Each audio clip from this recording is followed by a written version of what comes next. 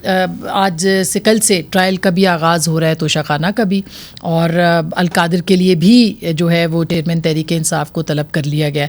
तो तोशाखाना पे स्पेसिफ़िकली आज भी कहा जा रहा था कि गवाह पेश होंगे। कल के बारे में आपकी क्या ऑब्जर्वेशन है या इत्तलात हैं? कल क्या गवाह भी पेश हो सकते हैं?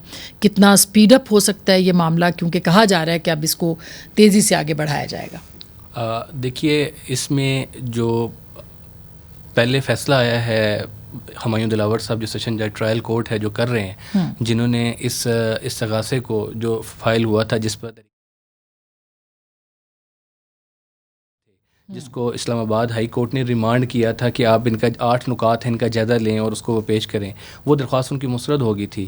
तो उस दरख्वास्त के ख़िलाफ़ उन्होंने अभी इस्लामाबाद हाई कोर्ट में पटिशन फ़ाइल की थी। आज उसकी पटिशन की कोई समात वगैरह थी शायद, लेकिन कॉज लिस्ट कैंसिल होगी। ऑनरेबल चीफ जस्टिस साहब जो है वो अवेलेबल नहीं थे, तो अब उन्होंने कल के लिए तारीख़ ली है। और जो नीचे ट्रायल कोर्ट है उसने उनको कहा है कल दोबारा कि हम 2 गवाहों को दोबारा पेश करने के लिए उन्होंने कहा आ जाएं, और खान साहब को भी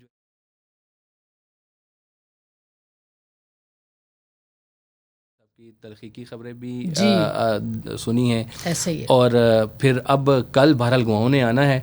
गवाहों के आने से पहले जो उन्होंने टाइम रखा है अदालत का, अगर कल इस्लामाबाद हाई कोर्ट से ये स्टे लेने में कामयाब हो जाते हैं उन प्रोसीडिंग के ख़िलाफ़ कि इस्लामाबाद हाई कोर्ट ने जो पहले फैसला जो सेशन जज ने जो फ़ैसला दिया है वो गलत है, उसके ऊपर जो उन्होंने रिट फाइल की है, अगर तो उन्हें स्टे मिल जाता है तो फिर तो कल ये प्रोसीडिंग रुक जाएंगी। और अगर ये स्टे नहीं मिलता तो फिर बहरहाल जो नीचे वाली ट्रायल कोर्ट है कल उसने प्रोसीड करना है। और अब मेरा ख्याल है कि ये ट्रायल कोर्ट ने ये ठीक कहा कि 7 माह से एक मुकदमा चल रहा है और अभी तक इस मुकदमे में पहली पेशी एक दफ़ा खान साहब पेश हुए।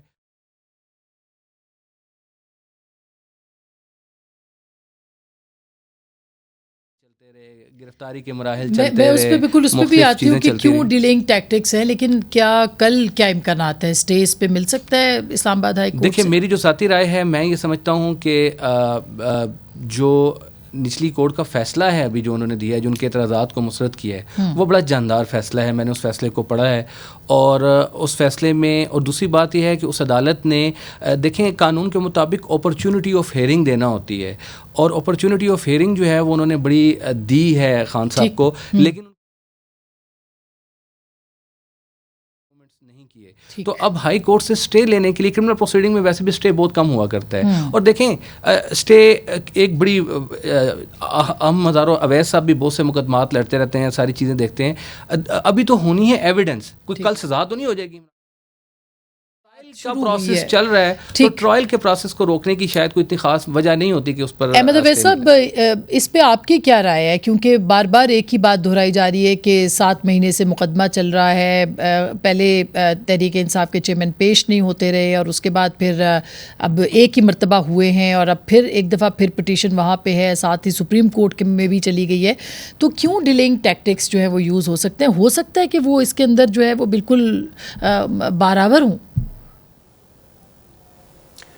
बिस्मिल्लाहिर्रहमानिर्रहीम। देखिए, 7 माह वाली बात नहीं है। देखा इसको इस पैराए में देखें कि सैकड़ों केसेस इस वक्त उनके खिलाफ रजिस्टर हो चुके हैं और रोज़ाना 1 से ज़्यादा केसेस की तारीखें होती हैं। वकला ने भी बहरहाल जो एक ह्यूमन कैपेसिटी होती है कि वो केस को तैयार करना है, वहाँ आर्गू करना है, उसमें जवाब देने हैं, किसी में बहस होनी है और किसी में एविडेंस होनी है, ये सारे मामला चल रहे हैं, एक ही वक्त में चल रहे हैं।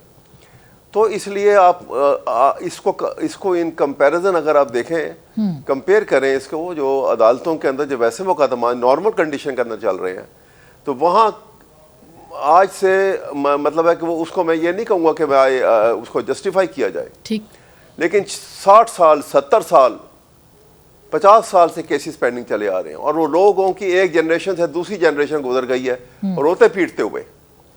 और यहाँ पे एक वो जो इनका जो है पीटीआई का जो मसला है, उनके चेयरमैन के मामलात हैं जिस तरीके से, वहाँ पे जो है वो 7 माह का पीरियड जो है वो इतना गुजारा जा रहा है।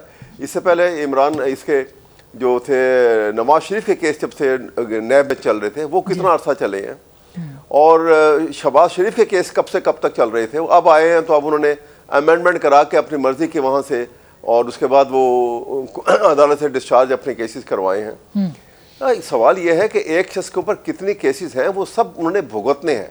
ठीक, कोई किसी किस्म तो यही सिर्फ एक बुनियादी वजह है जिसकी बिना पे वो पेश नहीं हुए, उसको उसके हिसाब से रखा जाए। मतलब आपके ख्याल में कि बहुत ज्यादा मुकदमात हैं, सिर्फ ये वजह है?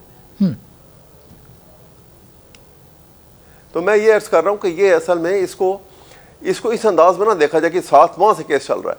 अगर एक अकेला केस हो 7 माह से चल रहा हो तो फिर बिल्कुल एवरी जस्टिफिकेशन कि उसके मुतल्लिक ध्यान दिया जाए कि क्यों इतनी देर लगी है।